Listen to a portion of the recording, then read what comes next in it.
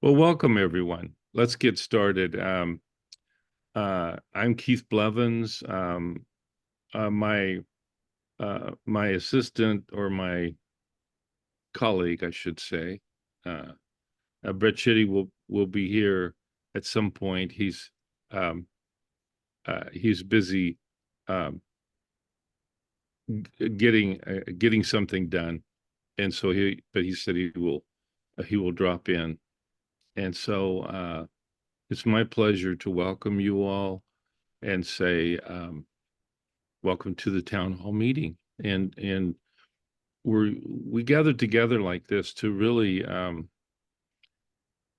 of remind ourselves, maybe, or dive in again to the mystery and the beauty of these three principles, and of universal mind and universal consciousness and universal thought, and the nature of life um, that they are, and that we are um, in connection to them. And it's a reminder to the intelligence of our mental lives, and the beauty of the grace of our mental lives, and the the stillness that they provide for us to be with ourselves and be with existence, and cherish the truth of that. It's an inexplicable truth, isn't it? It's not like a truth that you can ever stop um, appreciating or connecting to, because it's eternity. It's an eternity in a trinity. And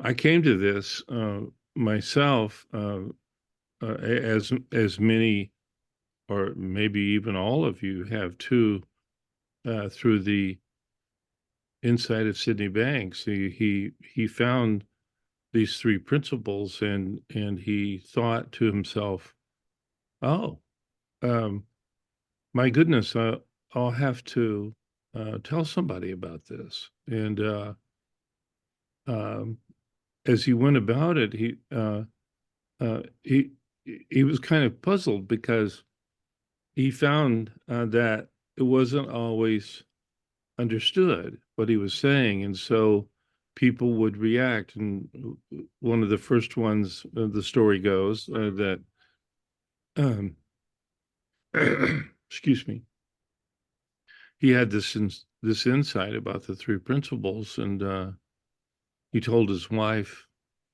"Isn't this great, sweetheart? We don't have any problems." And uh, and she glared at him like, "What?" And he said, "Well, they're all our problems are just our thinking, or misguided thinking." And she said, "Well, your problems may be thinking, but my problems are real." And he said, "Oh, no, no, I don't mean that, sweetheart. I'm not saying. I'm saying something different. I'm saying something from a different dimension. These principles are in a different dimension." And she just wouldn't have it. And then she said, "Quit talking about that." And so he said, "Well, okay." Um, and he decided he would wait to talk to her about it, because she obviously wasn't in a place where she could really even think of or consider or listen. And so he waited. And and then the next day or so, he was in the living room, and he heard a little kind of a squeal go out from Barb. And he went into her, and he said, did I hear, was that squeal? Was that you, sweetie?" And she says, "Yeah." And he says, "Well, what?" And she said, well, I just realized something that you said, and it delighted me.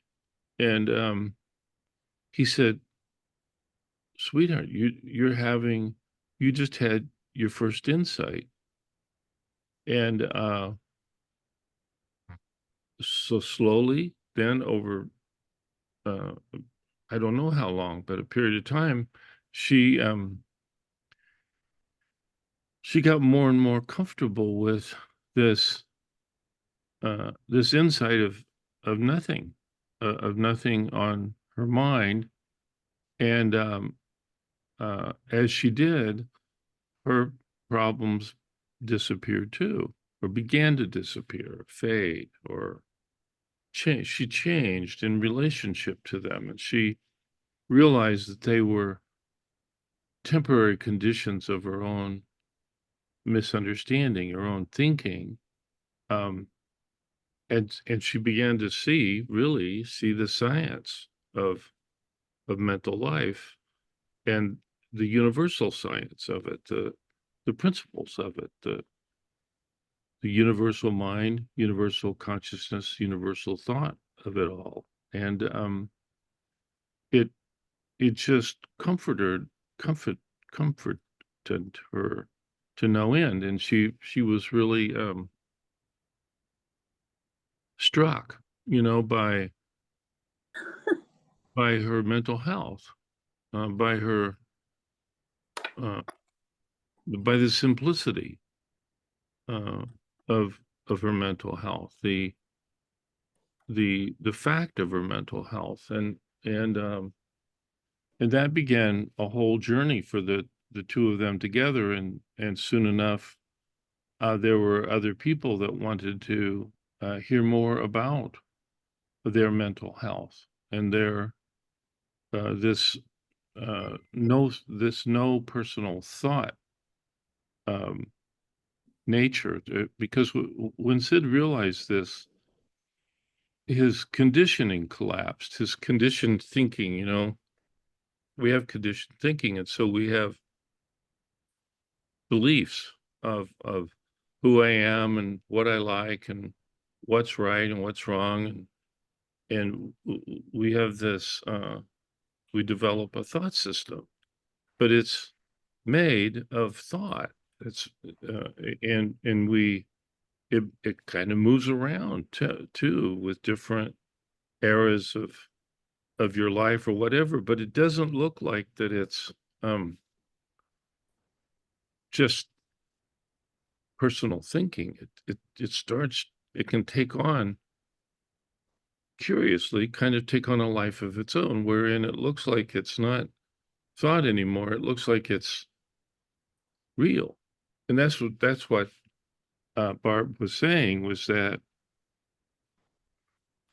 husband, Sid, uh, you may think your problems are thought, and but my problems are real.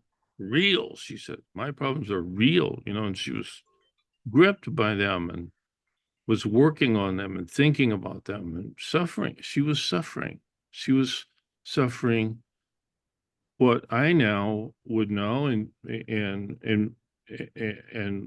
people in general could know, that they're suffering needlessly.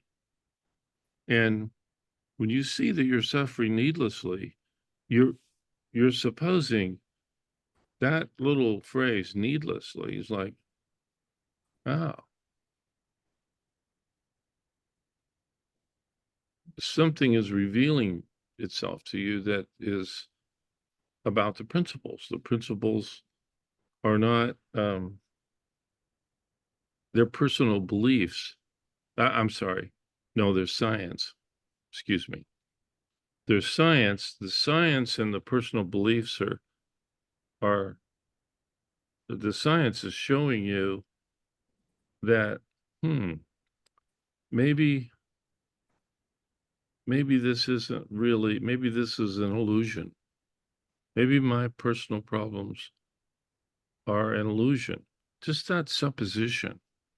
Already you're, you know, you're you're kind of you're kind of onto yourself, the truth. You're onto the truth. And the more that truth grows, the less your personal problems uh they get thin, and then they disappear. Maybe they'll disappear. And when they disappear, you laugh at yourself because you realize you just made something up and got really serious about it and lost your way temporarily. And um, when that happens, your mood goes down because you've supposed something that's not true to be true. And that's what a low mood is, a low state of consciousness. If you see, or when you see that that's all it was, it starts to lift, and it lifts and it lifts, and then you're back with the principles. You're back with nothing on your mind, and you're going about your day. You're going about your work or your family life, or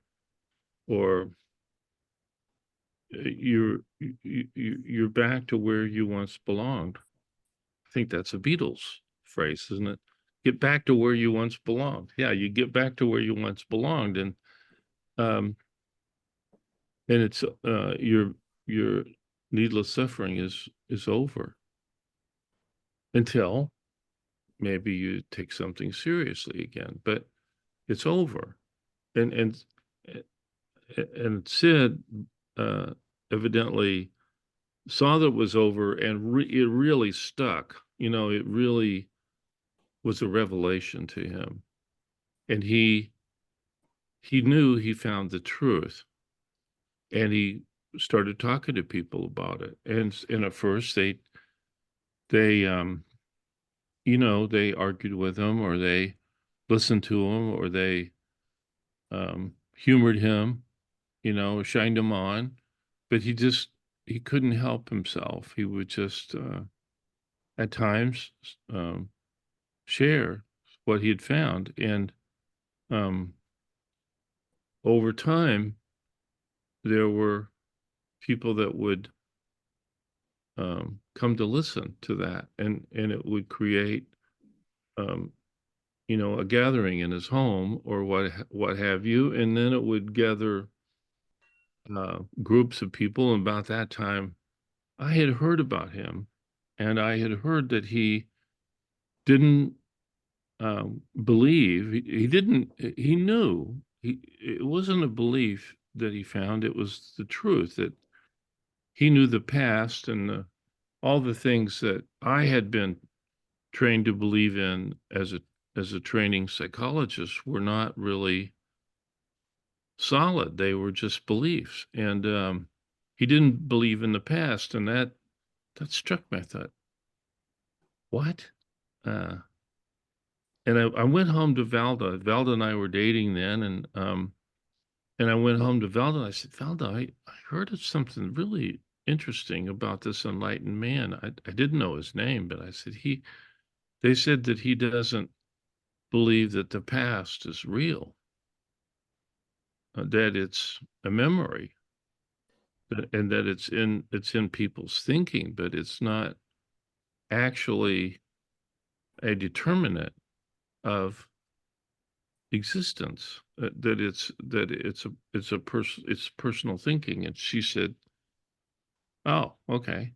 And I said, "So I'd like to move to California to see what I can learn about this." And she said, "Well, I've always wanted to live in California." So she says, when do we go?" I said, "Well, as soon as I could shut my business down, um, we'll get on our way." And so we loaded up our old car, and we moved moved to California. And it was a lark to us. We were on a journey of discovery, and we were in love, and we were as happy as could be. And so we ran into the thick of this revolution, this mental health revolution that was happening. And we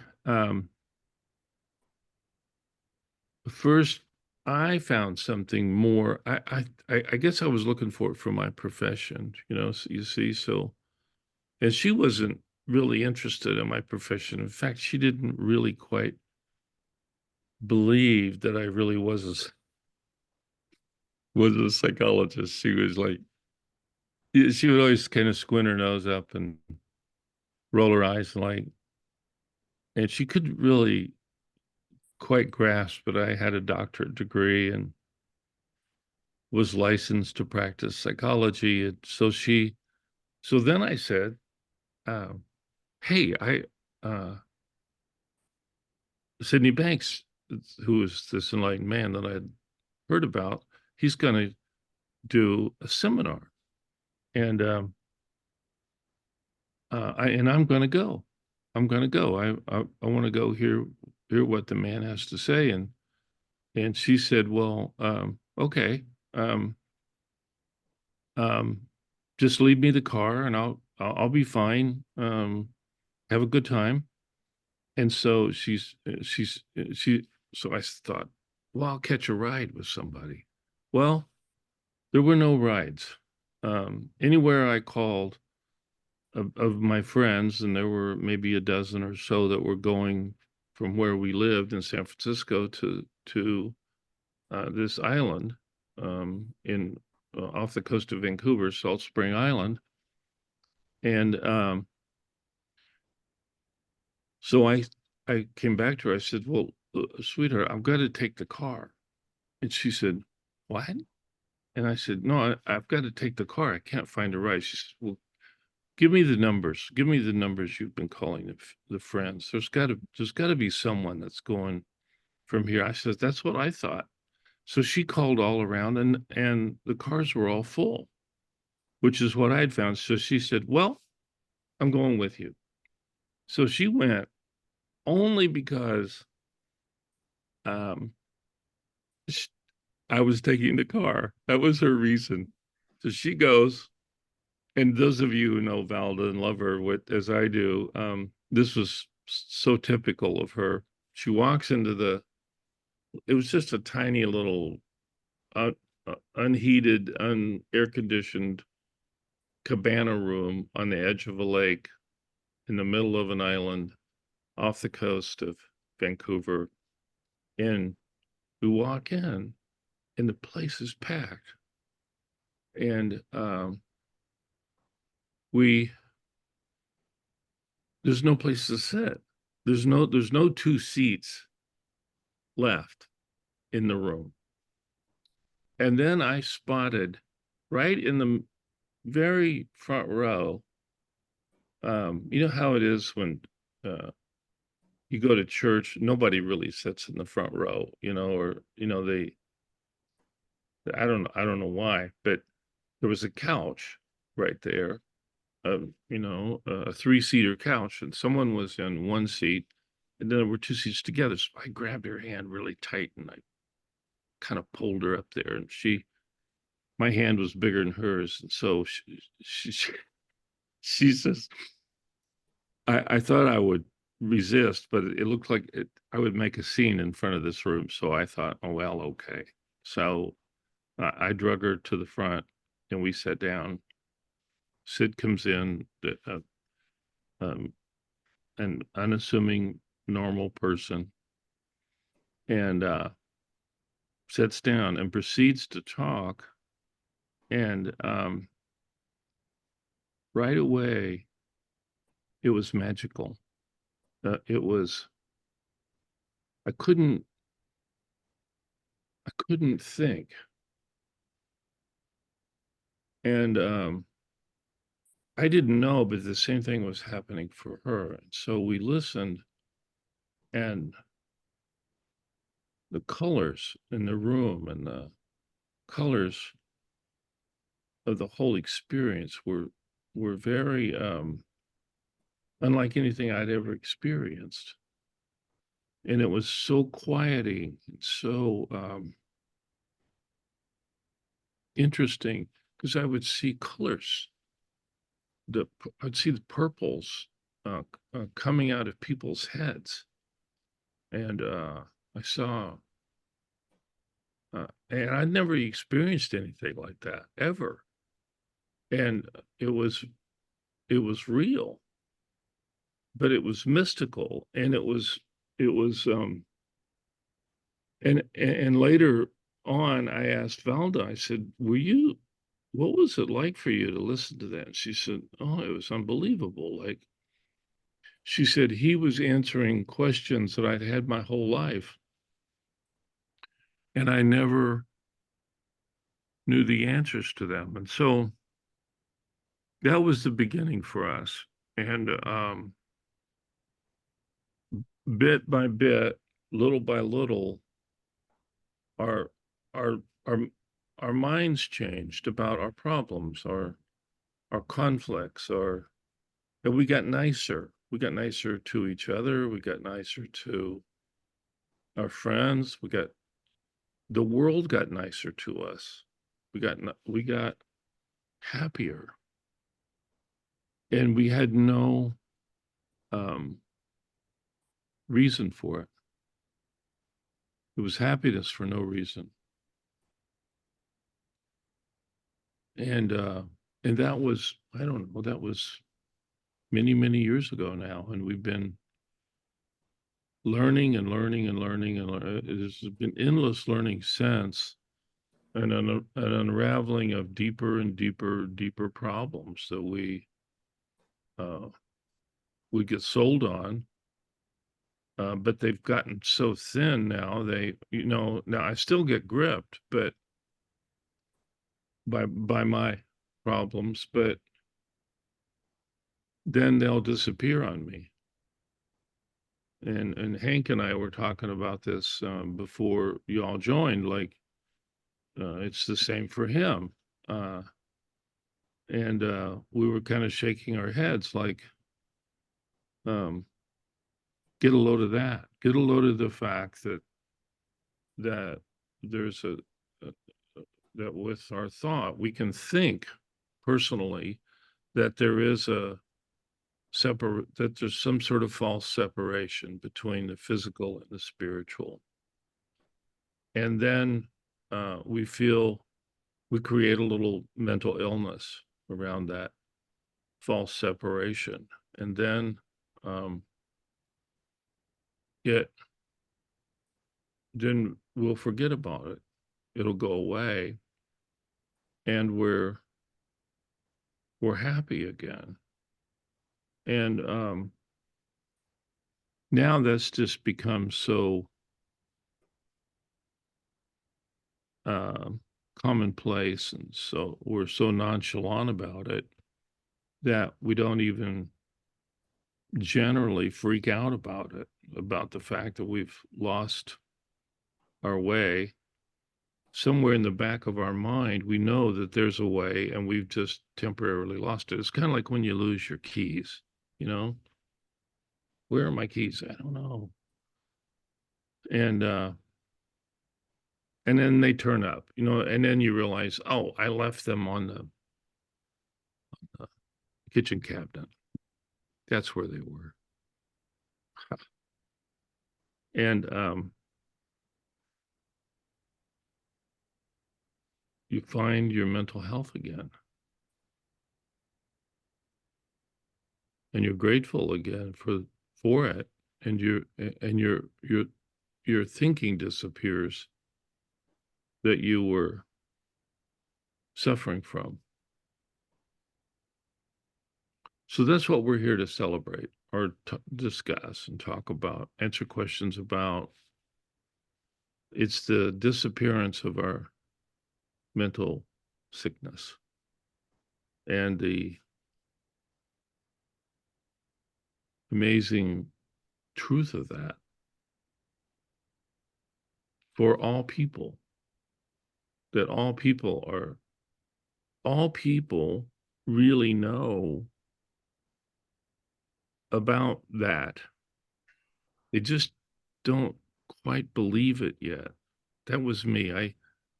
I would have it happen, but I didn't believe it that it was the truth. And I took, I was it took some it took some convincing. So, uh so welcome everyone to the town hall. And let's throw it up for comments or questions or observations.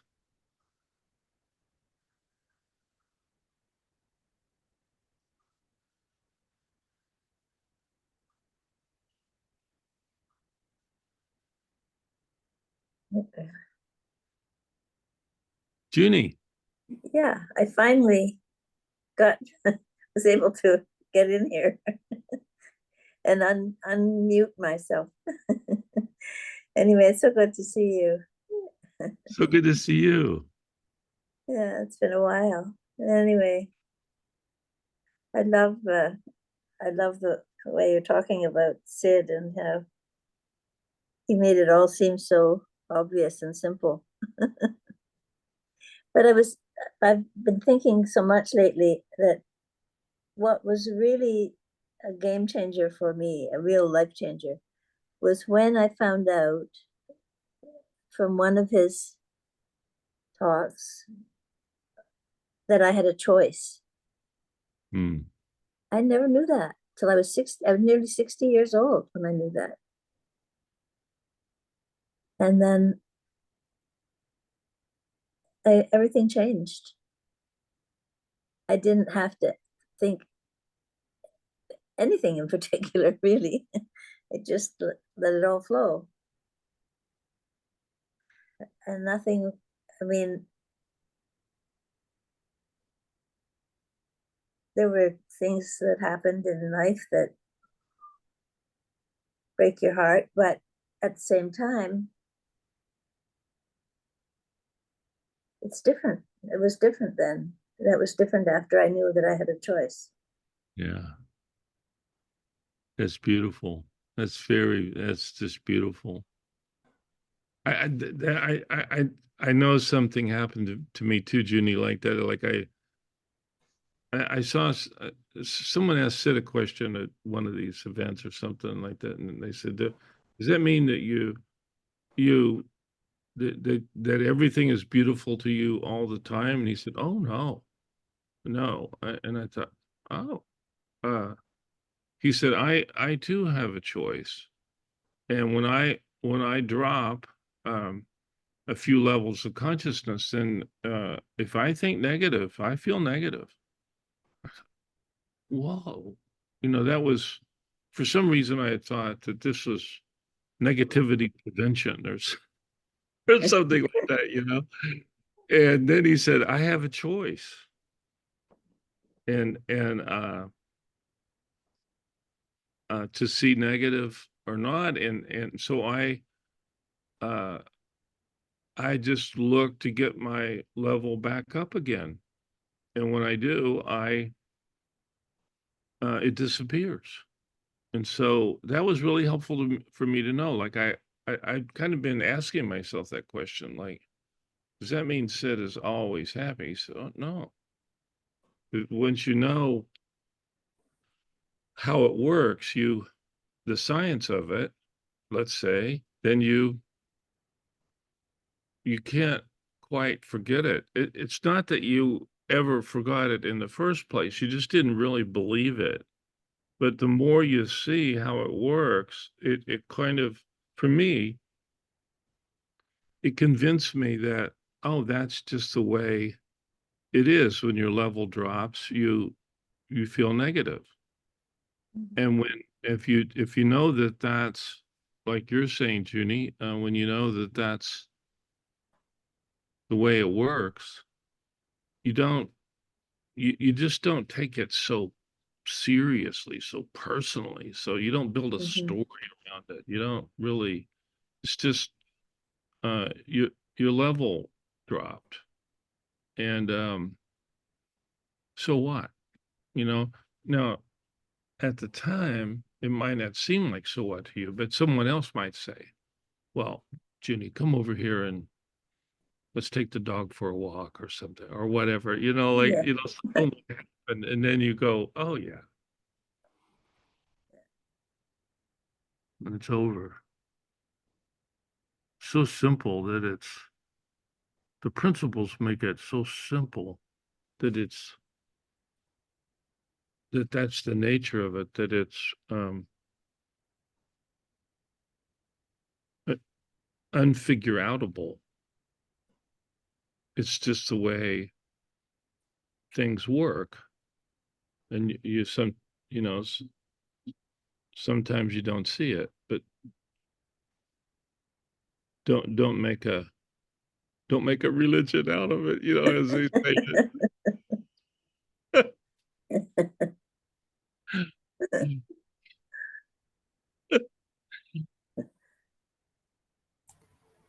Yeah.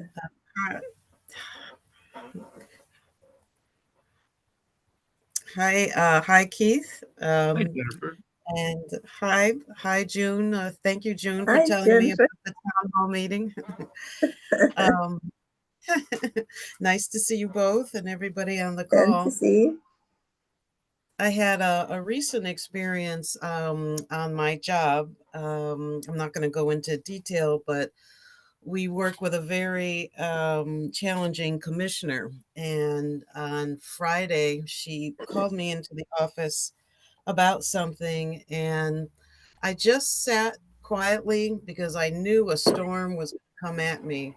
And I really felt like I saw her psychological innocence and how she was completely gripped in what she was believing and thinking. And all I kept saying was, okay. And with a very softness on my face, okay, okay. And she was coming at me with aggression and tightness and unpleasantness. And for the first time, my consciousness didn't drop, and I didn't feel that negativity and rewrite this story of who she is and what she's about and what her issues are and how she affects me and that whole storyline. I just said okay, and it was the most beautiful moment for me of just it's okay. I don't have to own this. I don't have to absorb it. I don't have to believe it. She's in her own state of mind. And, it's an unpleasant state of mind to be around, but that's on her. And it was just a very, very liberating moment. And even after and going back and thinking on it, there was no residue. And, I owe it all, to Mm, beginning, even though I've been around it maybe 10 years, but really beginning to understand the three principles and that we do have a choice and that we really can let things go in an instant. mm,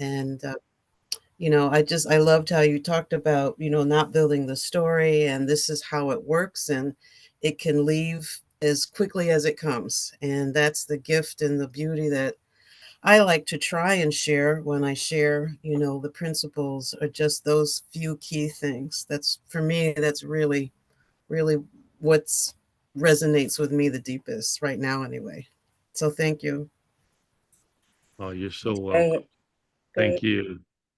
you. I'll say one little piece about that too. Like, um, when you see the way you saw it, or even if you don't, and you regain it some later point, you don't take, like you didn't there. You don't take anything with you, any residue with you. Mm.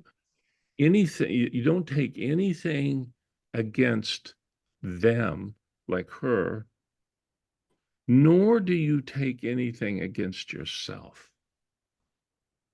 You don't take anything. It's all Yeah. it's all gone. You didn't even take it. But I just wanted to make that point. Like I didn't know that it was total, um, you might say cleansing or total. If you don't take anything with you, um, against whoever made you mad or whoever threatened you or whoever hurt you or what, if you don't take it and you don't hold it against them or yourself, then it's over. And that was one of the things that I really appreciated about Sid, because I would, he would be upset about something, let's say. And so and I go home and think about it. Yeah, yeah, yeah, yeah, yeah. And then, uh, I'd see him a couple of days later and I'd say, Sid, that thing you mentioned, you're really right about that. And he would look at me like, what? And and and I think, no, he doesn't really remember how bothered he was by this other person or whatever. And then I thought, oh my God, I'm gonna have to remind him of the negativity. And I think, oh, I don't know if I really want to be in this spot. And then I would think, oh, I'd either say, oh, never mind. And it would teach me to drop it too, like that. Or I would say, okay, you remember it was Fred or whoever, and you said this, and he said that, and and then he would look at me like, oh, just forget it, And I think, forget it. I've been suffering it for 3 days now, and you're fine. Like, and who am I to try and bring him down with neg with my negative memories? And I really learned from that. I really learned that it was just, um, that's the way it is, for people, even him, and and it's disappearable. Um, Mhm. because of the principles, the way the principles work, they're clean, they're cleansing. They're our original universal consciousness, all of us, our original universal mind, our original universal thought. And they have no contamination by the past or the fear or doubt or jealousy or envy. They they are they are the truth for all of us. Mhm. Yeah. Thank you. Yeah, that Thank you. makes me think of, I think it's a Buddhist saying, um, but about personal thinking, that when you let someone else, when you forgive someone else, you let them off the hook. You really let yourself off the hook too, because Exactly. then we Yeah. can just go back to feeling good about the world. And yeah. That letting yourself, who you really are is not your thought system. You're not Mhm. your beliefs, you're not your memories. Mhm. You're God. And the God self is who we all really are. You could call it that, and that awakening to our God self is enlightenment. It's realizing that we're who we really are. That universal self is not really um, ever uh, never dies. It's never it's unlimited. It's eternal. And you can, that's who you can identify with that. That's the universal psychology.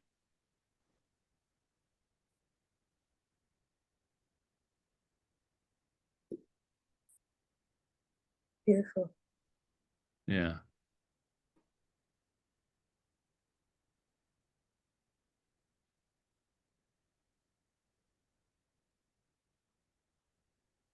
Brett and I we weren't sure. We renamed our or I renamed, I should say, but Brett said, okay, we renamed our website Three Principles Psychology.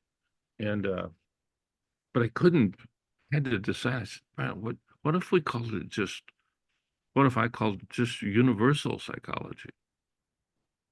I said, that's really captures the truth of it, you know? Hmm.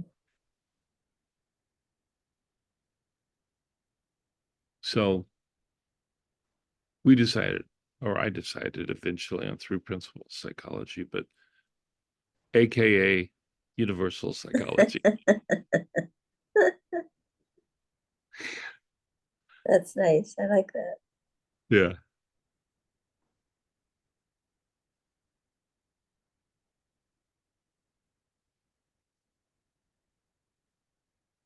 Anyone else out there in the town? Can I share something? Well, actually, more of a question. Is that okay? Can you hear Oh, me? please. Can you hear me? Am I Yeah. too far away from the computer? No, I can hear you. I just had to locate. It was easier once I can locate you on the screen. I know who's talking. Oh, it's Aya. Yes, yes. Good to see you. Really enjoying this session. Just kind of to clarify, so this idea of a real self, which I like to call the soul, and I do understand that it is eternal because we're just passing through this stage of existence. Right. So when you talk about that part of ourselves, you're really just talking about our soul, which is our spiritual side, right? Well, I'm talking about it in a maybe a slightly different way. You might consider like it's not a part of ourselves. It's ourselves, our complete selves, the self of life, the self of God, the self of the universal self. And so there's no part, it's not part of the body. It's not within our body, our soul. It's just it's a way to phrase it, but if you're not, you can make it seemingly separate. There's me and then my soul. Or there's me, who I really am, and then there's who I think I am.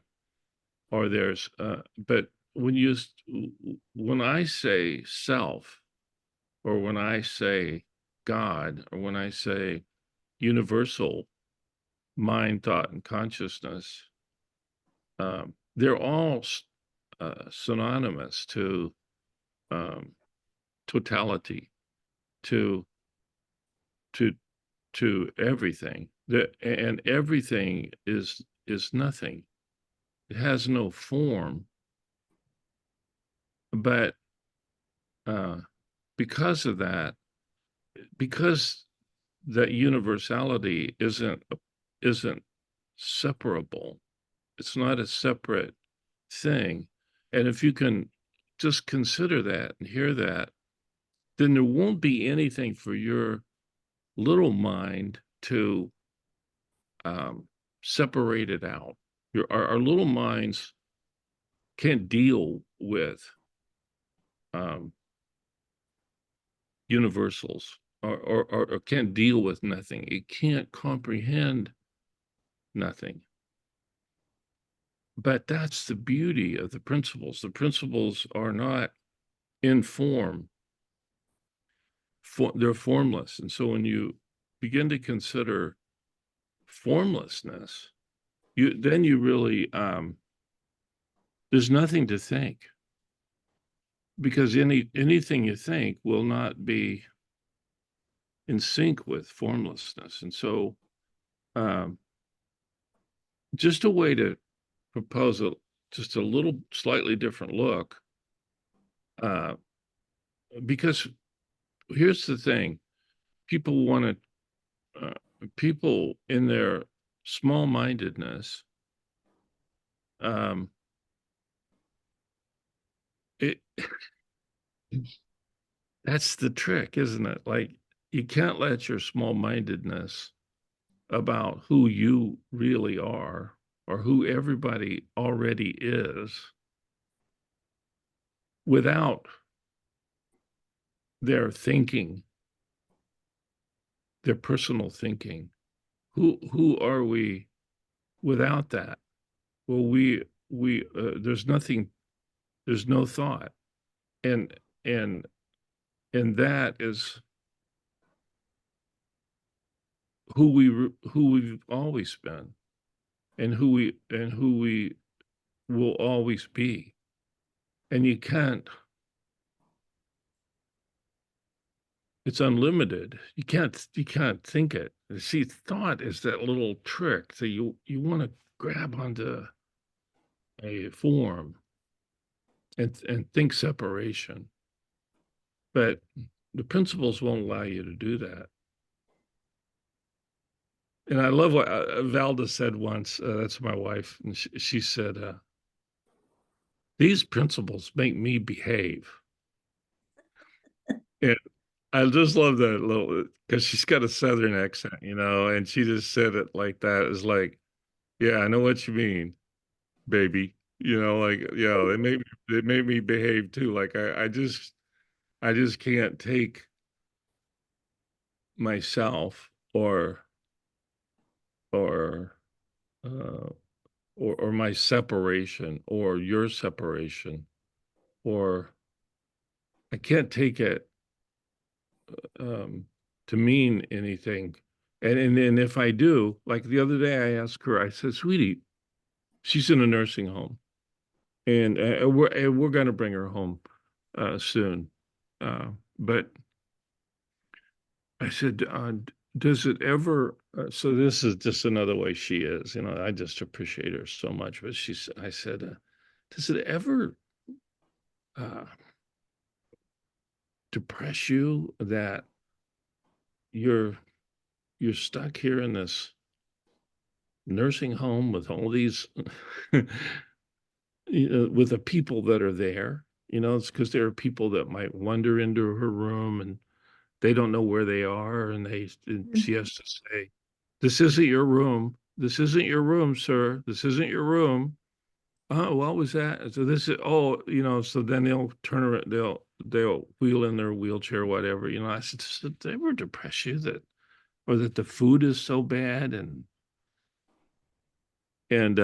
she says, oh, I can't think like that. She said, if I thought like that, it'd get messy real quick, and I thought, boy, that's there it is again. See, the truth is like, just don't think like that. Now, that's just a way to say it, but there's real wisdom in that. There's tremendous wisdom in that. Like, if we all knew well, just don't think like that. I mean, if we really knew it in the moment, or don't think like that, it would just, or we can't think like that. If we think like that, we're going to get depressed. And that's what she told me. Like, well, if I think like that, I'm going to get depressed. I'm not doing that, And I thought, well, there you are. I mean, what a simple truth. And it made me laugh, and it made me really appreciate her wisdom, her truth, which is, Right. I saw it as my truth too. I guess I didn't say it right. What I meant by it, because like when you think of us, yes, we're made of soul, the spiritual, and the physical, right? But the physical kind of ends at some point, right? But you're both. You're made of the physical and the spiritual simultaneously. You can't separate them. If you separate them or talk as if they're separate or think of them as separate, you're missing it. And if you miss it, which is fine, but you can't, but there is no, the physical and the spiritual are one.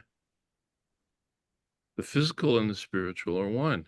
And so that being the case, there's really no separation, but for our thinking, our thinking separately that there is, and the fiction of that thought allows us. Thought is the power. Thought is a spiritual power that allows us to recognize that there is no separation.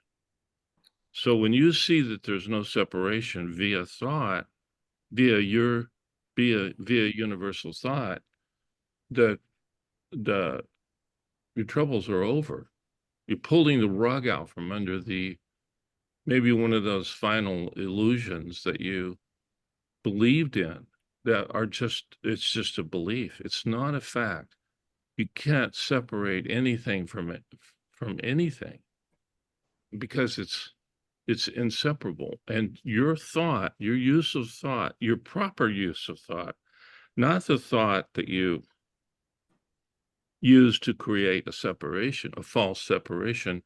It's what Hank was just describing as before our session. He was saying false discriminators. That's one of the ways that Valda and I would talk about false discriminators, that they weren't really, they're not really discriminators. They're just false discriminators. So there's one, maybe this is a final false discriminator, and believe me, will use thought to discriminate with falsely, but you don't have to ever. Or when you do, get over it. Yeah, I had an insight. It kind of made sense because I'm trying to apply the three principles, well, what you were just saying, to what I know from our belief system. And now I just had an insight around that too. Because like for us, we say that there is the 5 different parts. I don't know if you call it parts or places or transitions of existence. And like people, like when we were created, it was like the soul world. And then you are in your mother's womb, and then you're in earth. So that's like the middle existence. Like if you think of 5 stages, number 3 is the middle. And then there is another realm. And then there is the hereafter, well, I guess the other realm is in the hereafter, but then like Judgment Day and whatever, like hell and heaven. I guess I was always thinking that there is a separation in the sense that with the 5 stages, our forms might change. But now I'm just kind of got to the realization that perhaps the physical is also involved in those 5 stages, not just the soul. So in that sense, that there is no separation. And maybe I was just creating that separation of the way I was thinking about it. So I was thinking, There you go. the soul is immortal, but the body dies. But then when you think of it, if you are resurrected, then it doesn't really die, right? It might have a different form, but it's still one. Yeah, and that's where the beauty. I can't help but appreciate Sid, because he said, and if you look, many of you have seen that little recording that he made several years before he passed away, and he says something right it's called The Insight, and if you don't have it, get it, and get the transcript. Just look at the transcript, because to me he defines psychology in a way as having, this is just me, the way I think of it. It's like it's got its own lane. Like if you go to a bowling alley and you you say, well, I want to rent a lane. Well, they'll say, okay, you have lane 17. Well, then if some teenagers come in and say, oh, we're going to throw our balls down your lane, you say, well, you can, but I've rented this lane. So to have a lane, to have a logical type, to have a psychology has its own lane, universal psychology, universal mind, universal consciousness, universal thought has its own lane. And Sid says this at the very beginning of this talk. He says, no, I'm not going to talk political and I'm not going to talk religion. But if you're a religious person and you listen to the principles, believe me, you'll find more truth than you knew was in your religion. Or you'll find new truth in your religion. And so he says, I'm not going to talk religion and I'm not going to talk politics. All I'm interested in is truth. So, and then he talks about the principles. And so for me, that was just helpful to realize that, and it's just what you just said, like, oh, my separations that I thought were real, it's a belief. Those are beliefs, which is fine. But if you find truth is not a belief. It's a fact. And you can't explain it, but you can find it. You can't think it. You can't convince someone to believe it. But the truth is an ultimate. It's truth. It's not a belief. And find truth, and you found the secret. And it's simple. It's so simple. It's so healing. So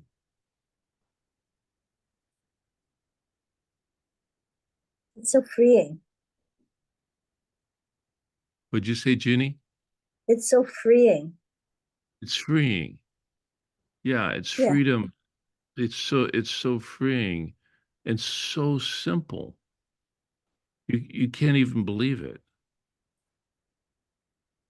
It's just true.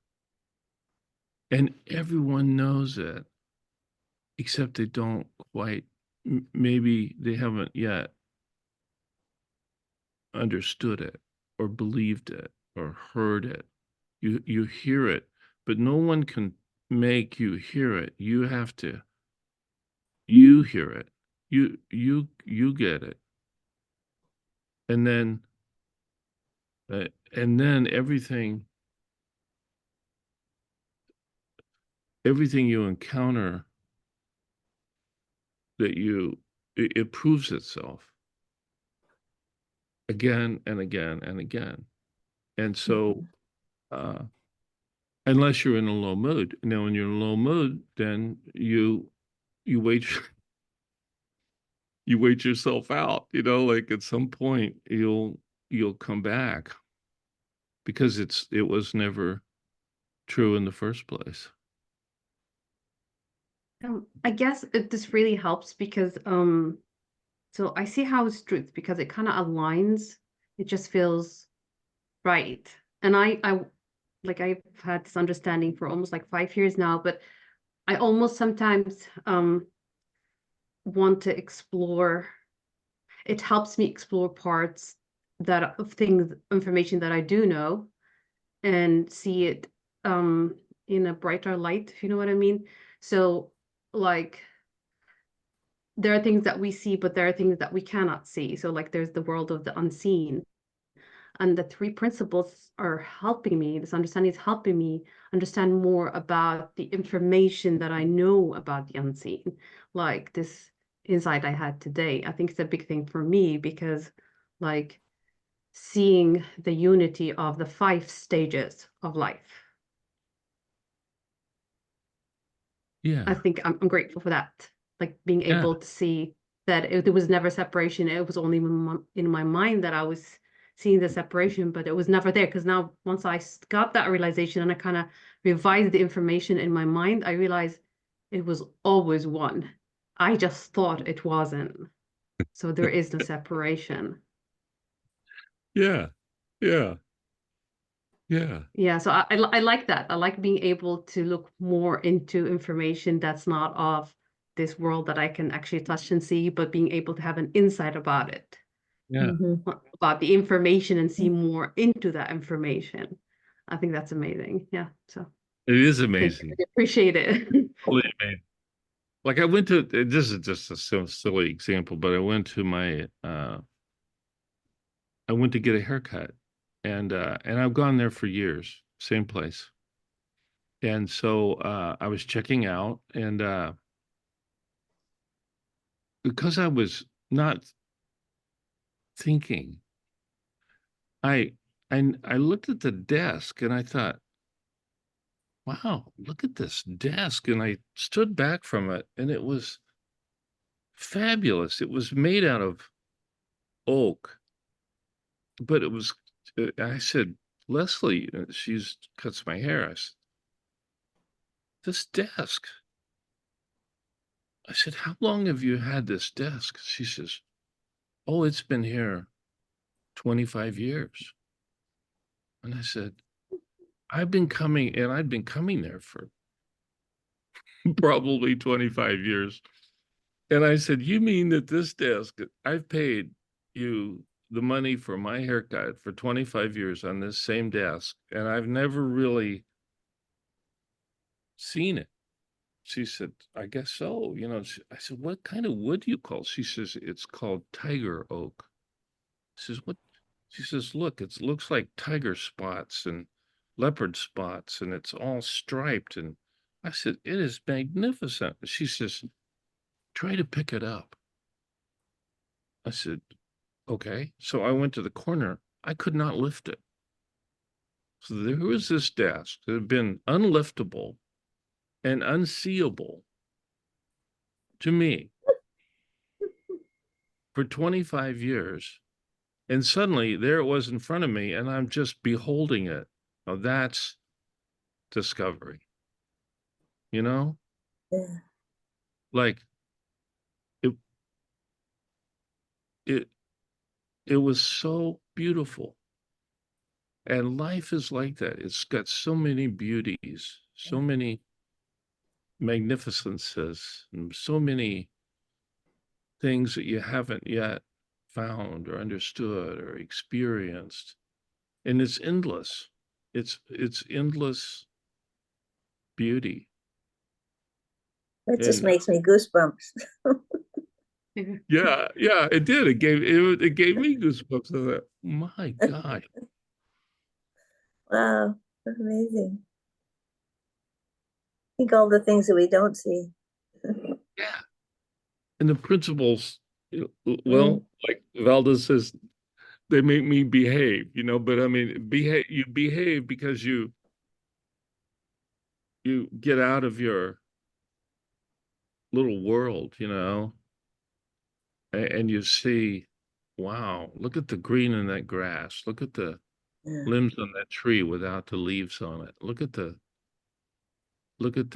children playing over there. Look at you just see without prejudice and you see without ego, and you Yeah. think, wow. I guess that's why sometimes information and so on is not always helpful to everyone. It's like you have to really have an insight, like look within that information Mhm. to get what you need from it, as opposed to just knowing it. Because knowing things are there is different from knowing why and how, or maybe it's not even about the why and how, it's about that realization Hmm. within that helps you really see it for what it Yeah. is. Yeah. So that you go beyond, you know, Mm. the concepts and the beliefs and the things that the separators go beyond the separators. That's what Hank was talking about, like false separators, false discriminators. They're not really discriminating anything. They're just false concepts and beliefs that the principles give you a chance. And you know, Sid would say that you all have probably heard him say, like, just just listen, you know. And he said maybe later on this evening or tomorrow you'll you'll remember. And it was like that for us. It was like oh Mhm. yeah. And how could you hear something once and it incubate, and then a year later, 5 years later, all of a sudden you think that's what he meant.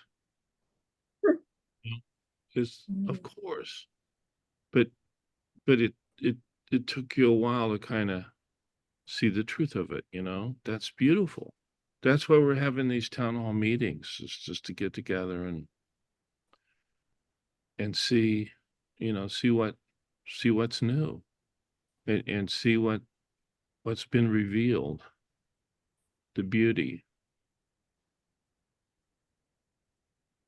Well, thank you all for getting together. Is there anything else that anyone would like to say? Hi, Keith. This is Gil over here.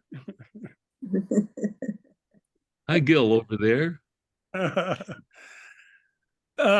I just wanted to say quickly, I love the way that you bring Valda into our meetings and include her so much. I hope she realizes we all miss her so much, and I look forward to seeing her soon. Anyway, thank you for doing that. I appreciate it. I've heard those stories of the early years so often, but like you're saying now, I each time I hear it again, even with your stories, I recognize something or understand something more and something new. So thank you for doing that. Oh, you're welcome, Gil. You're welcome.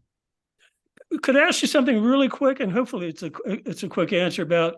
I love this idea about the dimension, and I actually came up with, well, is that the fourth dimension then? Is that we have the 3 dimensions here, and then that's the fourth? But sometimes along the line, I realized, no, it's not the fourth. It's 1, 2, 3, infinity, right? So once we get past the fourth or the third dimension, we're into infinity. Maybe, I don't know. But why is this dimension hidden? Or when I take it when we're at birth and very young, we maybe realize that dimension even better than the rest of the time. But is it just the thinking that accumulates on top of the understanding that it becomes hidden to us? What oh, I want to ask Brett to say something before we leave, by the way. But I'll give it a shot at that answer. Like, it's a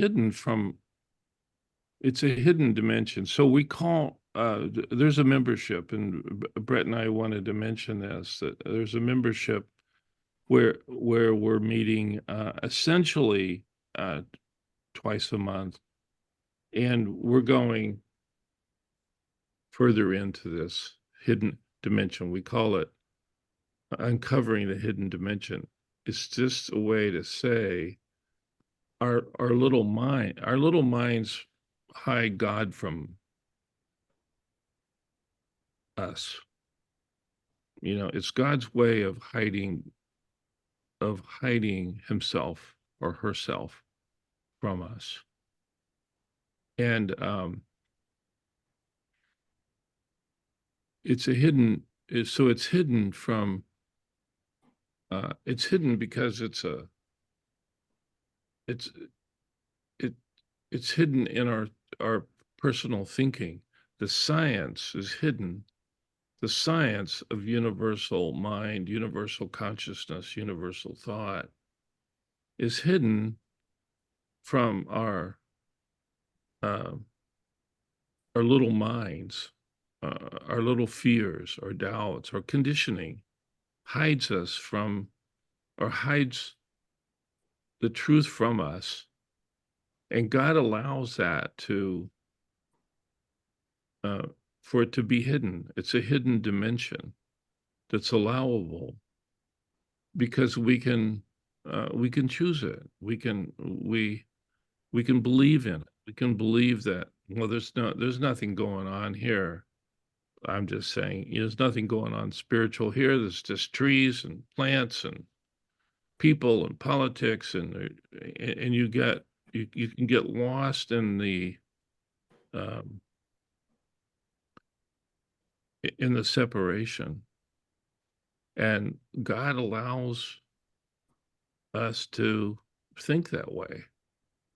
But there are consequences to that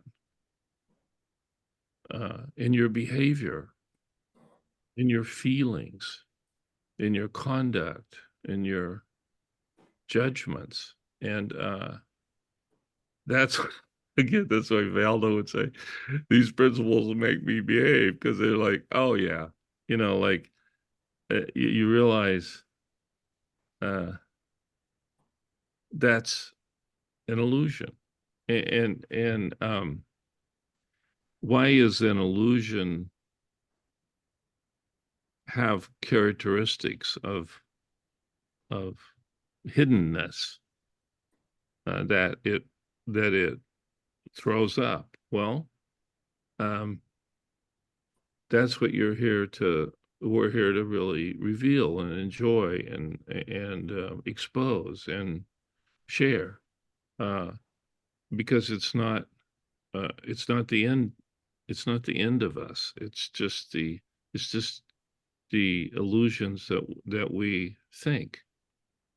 And the principles as universal thought, not personal, the science of universal thought, universal consciousness, universal thought, reveals that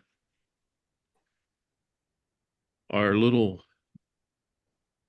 prejudices. Now, do those prejudices cause sickness? Absolutely, they do. Do they cause atrocities, nationalisms, and religious conflicts, and or national conflicts and national negativities and judgments? Of course they do, but they're not real. And Sid, by the way, he was someone who said that when he saw the illusion of his problems, he within the next 3 days, he saw that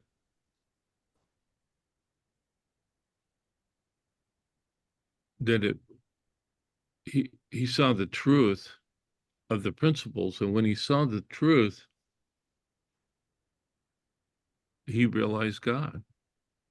And when he realized God, he realized the cure for all these atrocities and these problems and these issues and these things that we get so lost in that we don't even know.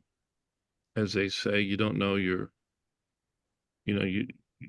don't know your elbow from your arm. You can get so lost that you're in the confusion. And he saw the answer.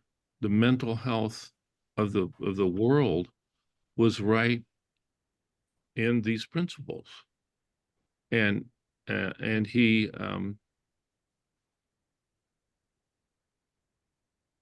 thought, I've got to tell a psychologist this, and so he thought, this deserves to be the new science, the science of the psychology of the future is this principled science of mental health within every person, that every person must already know this because they are those principles. And so our privilege is to, if you're a coach or a mother or you're people you're dealing with, is to see it and now and then maybe talk about it or talk from it or live from it. Even if you don't have to talk about it, you could live with that knowledge. And that brings this hidden dimension more and more to the surface. And then you realize there never was anything going on that all this mess, you might say, that people say, and Sid relayed this, which was really helpful to me, that when people die, they realize, oh, they go to heaven. Everybody goes to heaven when they die because they realize that it was all just a big mess of thought, of thinking. And he said that when he saw this, he died. He died to this world. That's the first thing he said. And but then he said, I hope and pray you all die a spiritual death. But then I thought, well, why not now? Why wait? We could all die a spiritual death. And when we do, we would quit thinking ill of ourselves and others. And we'd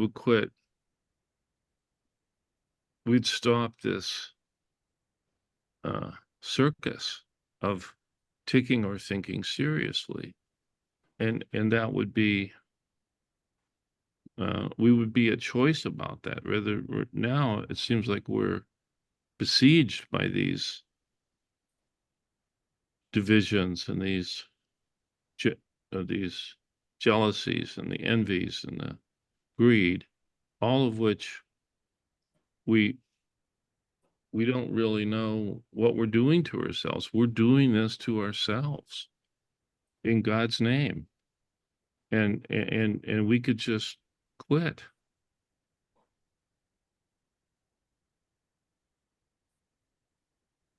And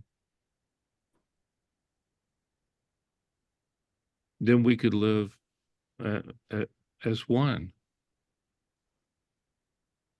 So, Mr. Chitty. Well, hello. Okay. To speak to why the hidden dimension is hidden, I can think of a metaphor. If we all drive a car, or most of us do, and when we drive the car, we go wherever we're going, and we can see the road, we can see other road users, we can see the trees lining the road, we can see the stone posts, we can see where we're going. And those elements are noticeable. We see them. Right?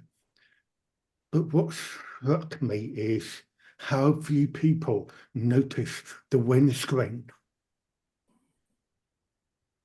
And it's that windscreen that protects us from the elements on the outside. So the fact that we don't even see the windscreen, it kind of get dismissed, and therefore it is hidden. Technically, it's not hidden. I mean, we're in it anyway, but very interesting. The other thing is that I think quite a few people that I'm aware of like to think of a principle of thought as kind of a projector. For me, I think it's more of a camera and a projector, both at the same time. Okay, because there needs to be something coming in order for something to come out. Okay, so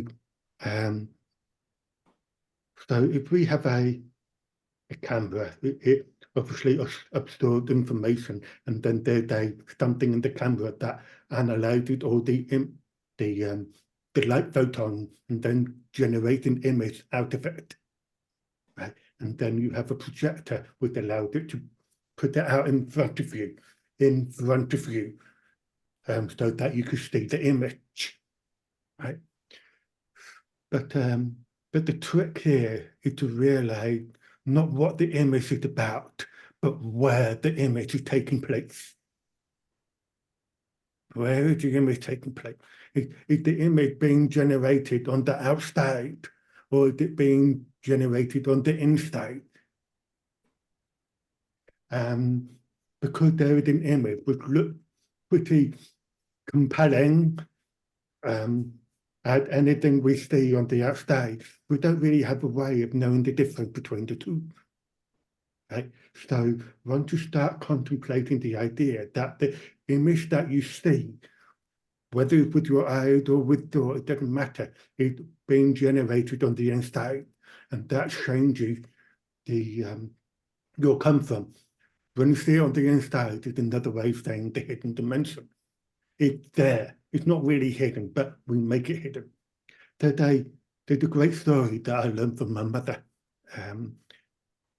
One day we went to a seaside town south of the country, and they had this very big, very tall tower, and did a little spinning observation deck. And if you go into it, and then it will take you up and up and up to a very high place, and you can see for miles around you.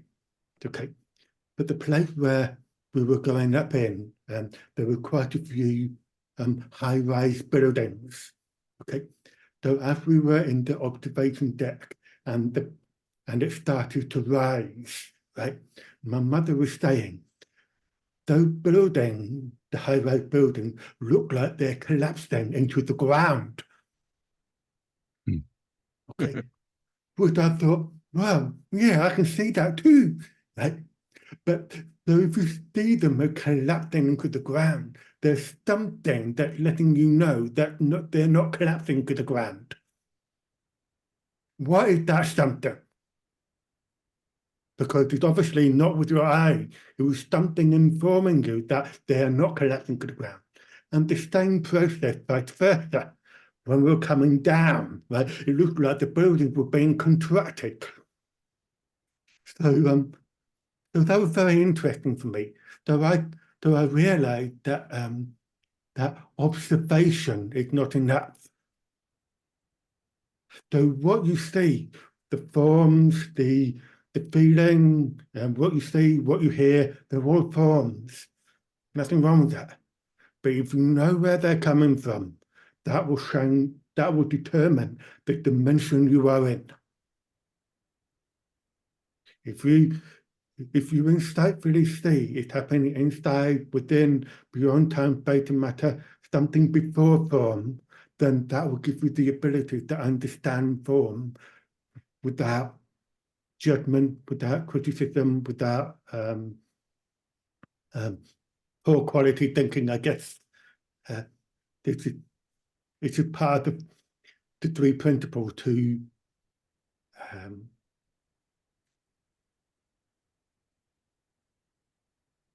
it's hidden, but then you realize how simple it is, that it was never hidden in the first place. Thank you.